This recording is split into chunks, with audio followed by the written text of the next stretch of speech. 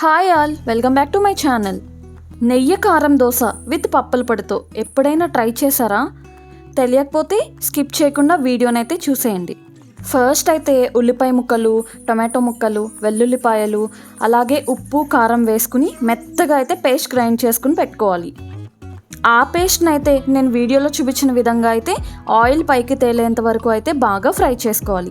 తర్వాత వేడివేడి పెనం మీద దోశ అయితే వేసుకుని ఆ కారం అయితే మొత్తం అయితే అప్లై చేసుకోవాలి దోశ అంతా. దోశలు బాగా పల్చగా అయితే వేసుకోవాలి. మరీ మందంగా వేసుకుంటే ఈ కారం దోశల టేస్ట్ అయితే అస్సలు బాగోదు. కారం అంతా దోశ మీద ఈవెన్గా స్ప్రెడ్ చేసిన తర్వాత దాని మీద నెయ్యి అయితే వేసుకోవాలి. దోశ కొంచెం కాలిన తర్వాత పప్పుల పొడి అయితే వేసుకోవాలి మొత్తం దోశ అంతా. పప్పుల పొడి ఎలా తయారు చేయాలో తెలియకపోతే నా ఛానల్లో ఉన్న వీడియోనైతే చూడండి. దోశ ఒక సైడ్ మాత్రమే కాల్చాలి. బాగా ఎర్రగా కాలిన తర్వాత ప్లేట్లోకి సర్వ్ చేసుకోవడమే. ఏ రకమైన చట్నీ కూడా అవసరం లేకుండా డైరెక్ట్గా ఇలానే దోశల్ని తినేయచ్చు.